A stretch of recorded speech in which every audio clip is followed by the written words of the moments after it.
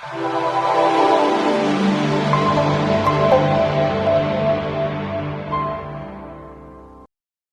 everyone, this is Rob Keens with goldsilverpros.com. It is Thursday, March 25th, 2021. And we have a very special returning guest with us, Nick Barisheff, the CEO of BMG Group in Canada. Nick, how are you doing today? Great. Thanks for having me on again. Yeah, good to have you. I know we talked a couple of months ago about the markets. Of course, we talked about a lot of things. We talked about real estate. We talked about gold.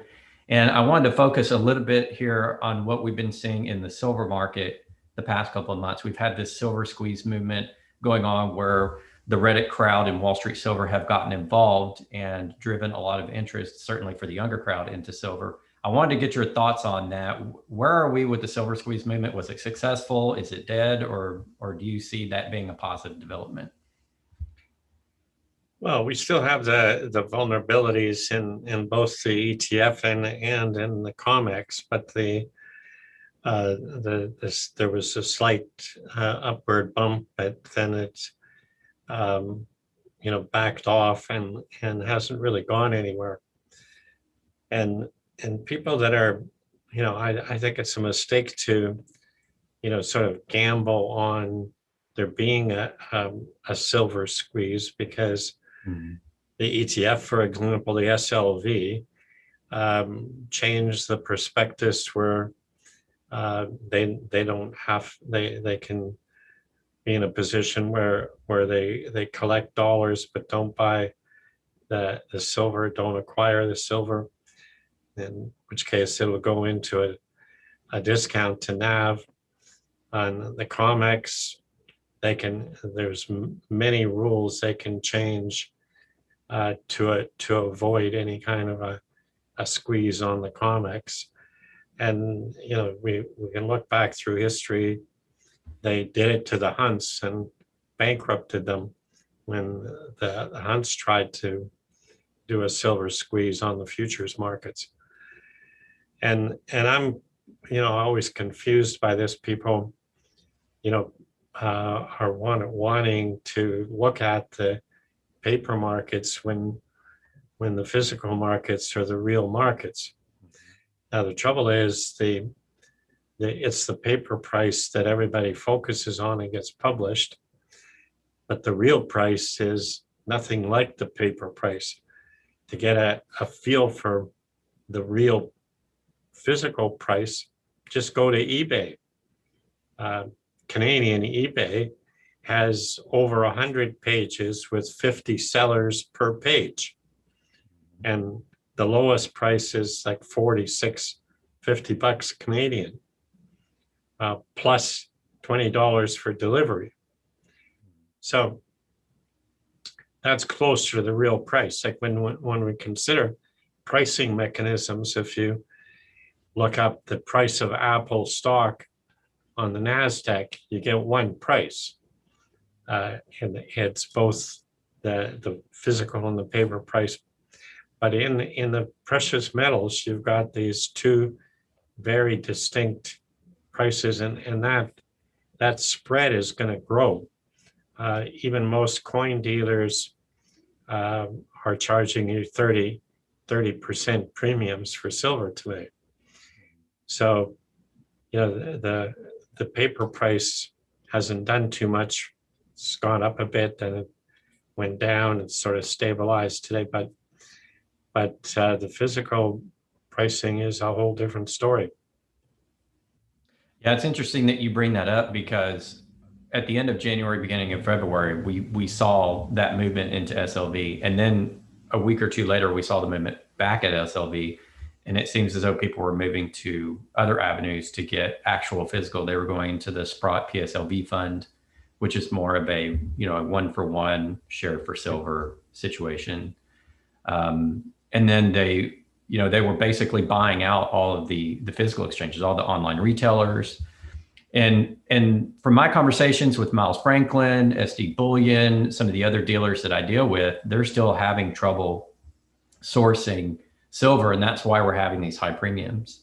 What's your view on that from the physical shortage perspective? Well, the problem in sourcing it, and this has happened numerous times, that the problem is the physical production capacity at the mints, whether it's the US Mint, the Canadian Mint, Earth Mint, whatever. The production methods are such that there's only so much they can produce physically. So that's when there's a bump in demand, they can't keep up to production. And then the coin dealers run out and so on and so forth. The other problem, which I think is a greater risk for people that are speculating in the price of silver.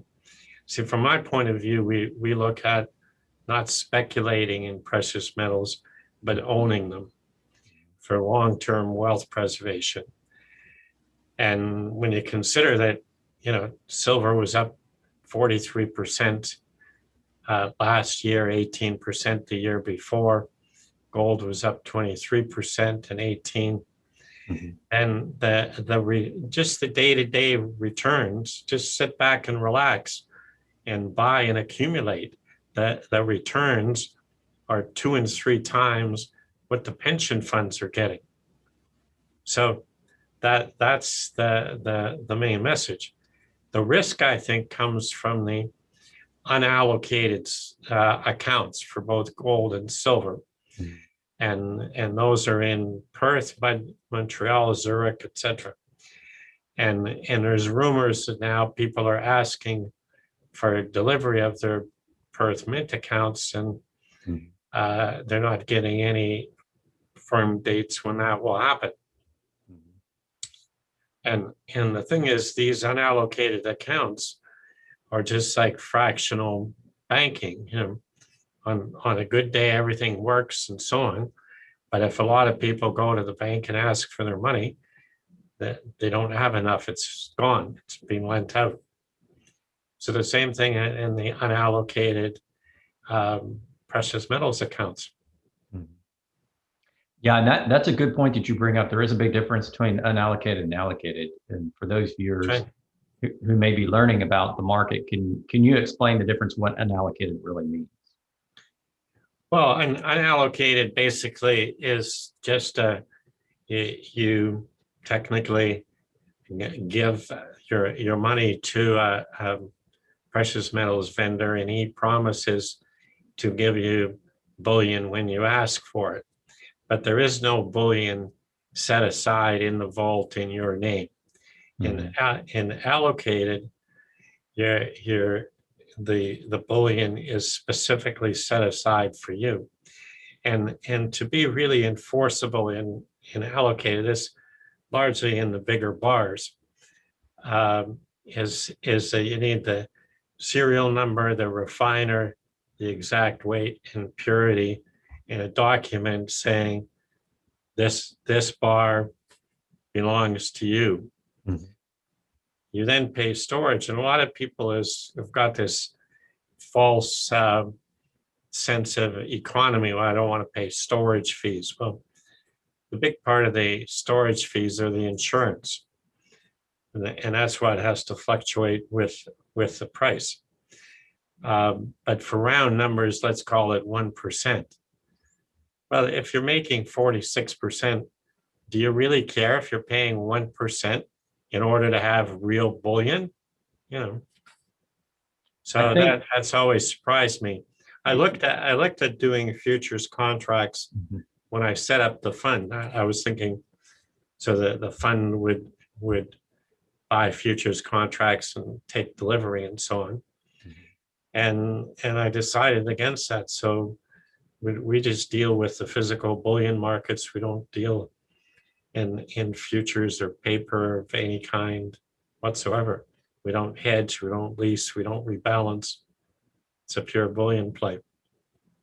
And that's critically important for people to understand that over time, gold specifically tends to hold its value against inflation. And so it's a lot of people think they can, like that they can speculate in this and with COMEX, there's a big leveraged upside because you're only putting up 10%. But the thing is that we've studied this carefully for the past 20 years, and the technical analysis for precious metals, as far as I'm concerned, doesn't work because it's a grossly manipulated market. Mhm. And the people on the other side are reading the same charts. And as we get close to option expiry date on the main delivery months, they can hammer the price so that most of the contracts end up worthless. And they do it time after time after time. And this goes on. So it's just something that's a good way to lose money. So talk about how your fund is set up and what its advantage is over, say, playing the futures or going into one of these unallocated accounts. Well, the first thing is that it's an open-end mutual fund trust, meaning that we purchase and redeem the assets on a daily basis in and out of the physical bullion markets. So the fund has the same liquidity as the bullion markets themselves.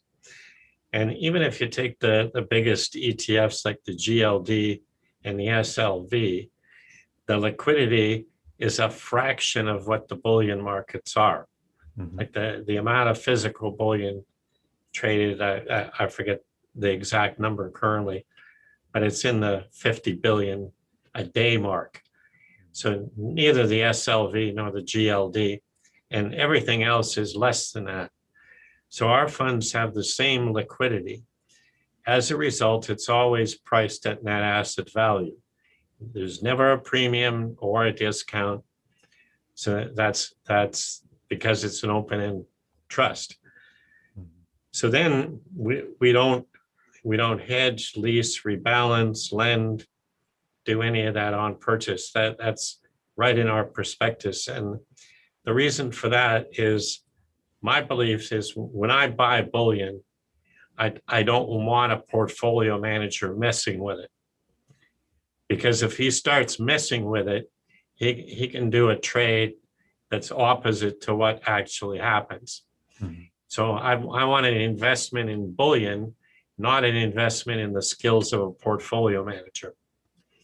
Those kind of things work for equity and bond markets. They don't work for precious metals.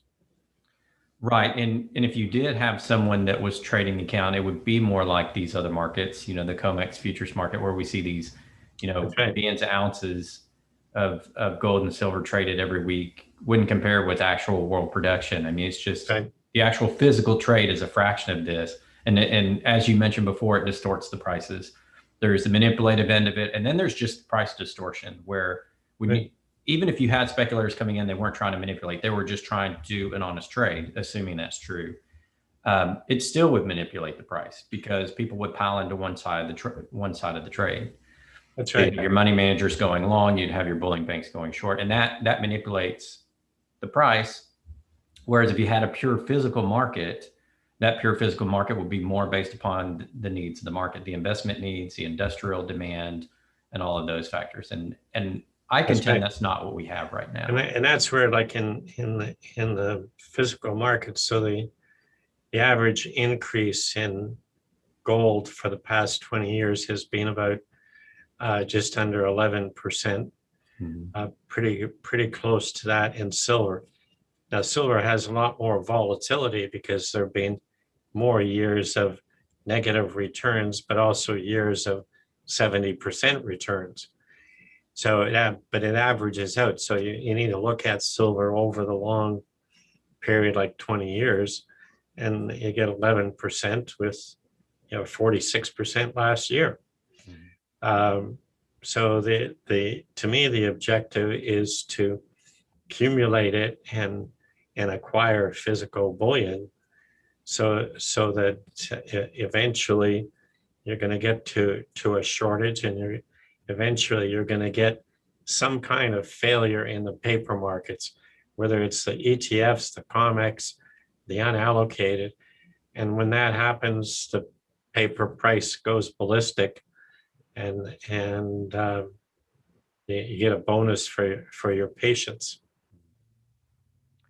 So what is your view on the precious metals markets going forward? I know we've talked about the issues with delivery, the unallocated markets? What are you looking for 2021? Well, the correlation when I wrote the book is that the $10,000 gold book is based on the fact that up until 2011, the total amount of US debt and the gold price were almost perfectly correlated. They diverged in 2011. US debt kept going up and the gold price went sort of sideways. But they developed a big gap between the two. So today, to get back to that correlation, we should be at about 2,500 an ounce before adding Biden's latest 1.9 trillion. Okay. Now, going forward, in order to understand what's going to happen with the economy and the debt, you have to consider COVID from the point of view of the lockdowns. We've had other pandemics in the past, other issues. We have never locked down or quarantined healthy people. Mm-hmm. So, and now it's proving that that was totally unnecessary. All you have to do is compare California to Florida, South Dakota to New York, and you see the difference. You also can see that there's a lot of questions to be raised about the whole issue of pandemic.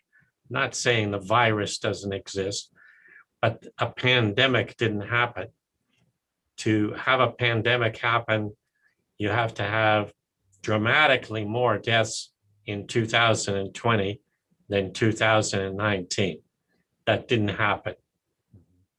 So now, you've got slightly more, but not to pandemic levels, not to the justification of shutting down the economy. Now that they've shut down the economy, the money printing is going to go ballistic. Mm-hmm. Okay. And eventually that money printing is going to translate to inflation. And we're already seeing signs of it starting. And after that, then you're going to have the gold price rising proportionally, both to inflation and the US debt. And both of those are obviously visible. There's not speculation. Biden, they called it COVID relief for 1.9 trillion, but only about 10% was for COVID. The rest were all kinds of Democrat, payments for their favorite projects. Mm-hmm. They're talking about another 4 trillion to be raised for infrastructure. If it is spent on infrastructure, that's probably a reasonable thing, gets a lot of people working, and you have something to show for it at the end of the thing. But whatever happens, they're going to print a lot of money, which means a lot of debt, and it's going to rise proportionally. So I think there's never been a better time to just be patient, sit back and accumulate gold and silver. Eventually, you'll get to the point where the pension funds come in, and the pension funds, there's only 4 pension funds in the world that hold any precious metals. If they come in, then it's going to be very difficult to buy either gold or silver in any kind of volume, and maybe even small amounts. So that's another concern why I always say just start buying and keep accumulating. And that's where, if you're invested gold, you don't want to be in those derivative accounts or unallocated accounts. You want to have real gold. That's right. When the big guys come in and start buying it out. Well, like I say, if you're speculating, if you're not a professional, if you're an ordinary investor, mm-hmm. and you're speculating in the paper markets, it's almost a guaranteed loss. Mm-hmm. Whereas if you buy physical, you own it, you have it. It's going to cost you 1% to store it if you have a lot of it. If you hide it at home, it's not going to cost you anything. And that's what you want to accumulate. You mentioned quite a bit about the debt and the coming spending of the new administration. I agree with you there. And we've seen that affect bonds. I know the 10-year US Mhm. bond is hit 1.7% right now. It's trading at 1.6. Right. How do you see that in 2021? And how does that affect the appetite for gold as that bond rate rises? Well, I think eventually it has to rise because if you look at reversion to the mean, well, the mean is 6%. Mm-hmm.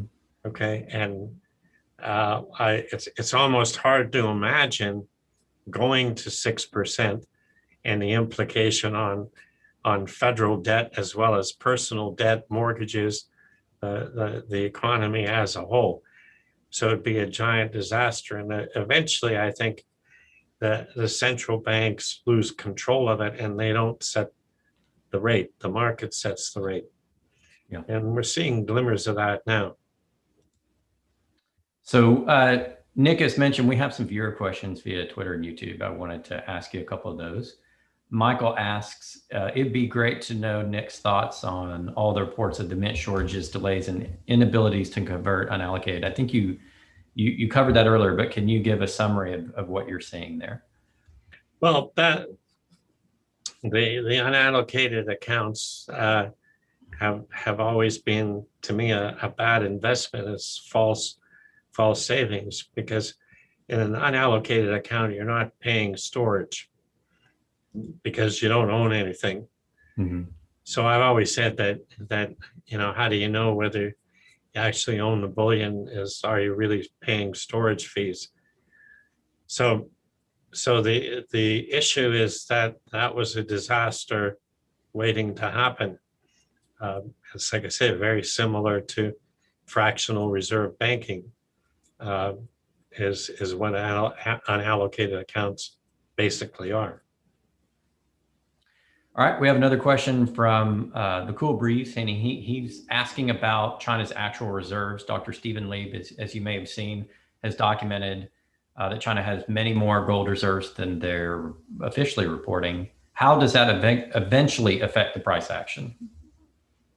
Well, the thing to understand there is China is accumulating gold from reports. There's very little, accurate information coming out of China. But the speculation is that they're accumulating gold in their sovereign wealth fund. And the sovereign wealth fund doesn't report anything to anybody. So it's a nice, quiet hiding place for them. The central bank isn't accumulating reserves. And I think they purport to have 1,600 tons. But speculation is that China has somewhere north of 5,000 tons in the sovereign wealth fund. Mm-hmm. Now, the Chinese Communist Party can transfer the money from the sovereign wealth fund to the central bank anytime it pleases. I think at some point they're going to make that announcement when they've finished accumulating as much gold as they can cheap. Then they're going to make an announcement. Oh, by the way, the central bank has 6,000 tons. The problem that then immediately arises is because the two main sources for statistics for precious metals is CPM and GFMS. And they've accounted down to the fraction of an ounce for the supply and demand of that. What they didn't account for is the leased gold. So what China is buying is gold that's being leased from central banks by bullion banks and then sold to China, because that's the only way they could get all the rest of the bullion's being accounted for. What hasn't been accounted for is the leasing. That's always been a mystery. Now, if China announces that they have 6,000 tons, everybody's going to get out their calculators and try and figure out where the hell did they get 6,000 tons? Mm-hmm. And the only place can be central bank leasing. Means central banks don't have what they purport to have. Mhm. And the anomaly for that, which I find is ridiculous, is that when a lessor leases gold like a central bank to a lessee, they can take the gold, they can sell it, they can make it, melt it down, they can do whatever the hell they want. But the central bank legally still owns the gold. So the central banks are showing the gold on their balance sheet when they have an IOU from the bullion banks. And the gold is actually melted down, sitting in China, never to return. The problem then becomes is that if the US participated in that and they purport to have 8,000 tons and it turns out they have a lot less than 8,000 tons, the value of the dollar collapses like instantaneously. So that's where it's very important. But this is all speculation. We're not going to know until China makes the announcement, says, "Hey, so our central bank now has this," and they move toward having the yuan be a gold-backed currency. I think that's the agenda. One more viewer question from Preston Green. He wants to know the effect of Basel III and the liquidity requirements on the gold market, specifically like the LBMA and allocated. Do you see Basel having a big effect, or do you think they'll continue to push Basel III requirements into the future? Well, they've been slowly increasing, and they kind of go unnoticed. Like the main thing happened a while ago where they rate gold as a zero risk monetary asset for the banks and everybody else. That message doesn't seem to be getting across to the securities commissions, because like the Securities Commission in our case has created this mandatory risk rating based on standard deviation. Mm-hmm. Now it comes out as medium high for our funds, when the Basil III talks about it being zero risk monetary asset, mm-hmm. which is accurate. So the Ontario Security Commission thinks they know more than the boys in Basil III. And this causes a problem with unsophisticated investors, and using standard deviation for measurement of risk is absurd. You need to separate downside standard deviation to upside standard deviation. So when I wrote some reports for the Ontario Securities Commission, and the best performing mutual fund in Canada and the worst performing mutual fund in Canada had the same standard deviation. One was all upside, the other one was all downside. So unless you separate it, it's a useless measure. Okay. So I think we covered our viewer questions. Nick, what else did you want to cover for our viewers today? Well, I think we've covered it, and I think if your readers go to eBay Canada, eBay US, eBay, and so on, then you get a taste for what the real price of silver is. Yeah, and it's much higher than what you see on spot. And you can also test this by going to your local coin dealer if they have any in stock. They're charging down here in Texas $7 to $8 US higher. That's right. For an eagle than whatever spot and is. Most coin dealers don't have any to sell. The stuff right. That's available to sell is all on eBay, and the prices are dramatically higher. That's right. So even the coin dealers, their prices are theoretical, because in many cases they don't exist. That's true. All right, Nick, thank you so much for coming back on the program, answering our viewer questions. We'd love to have you back on in the future as well, if you'd like to join. Sure, absolutely. My pleasure. And if people want to reach you to learn more about your fund with BMG Group, how do they go about doing that? Well, yeah, just go to bmggroup.com. It separates into two websites, because we have a separate website for the mutual fund and a separate one for the bullion bars and coins. Okay. So they can get all the information they want. They can sign up for a subscription to the Bullion Buzz, which is a free newsletter that I do weekly, and get all the information they want. We also have a second site for do-it-yourself investors called BMG DIY site, and Okay. there's a lot more straight educational information on investing and so on. Okay. So if you've got perhaps a younger investor out there wanting to learn, they would go to BMG Group DIY. Go to the DIY site Okay.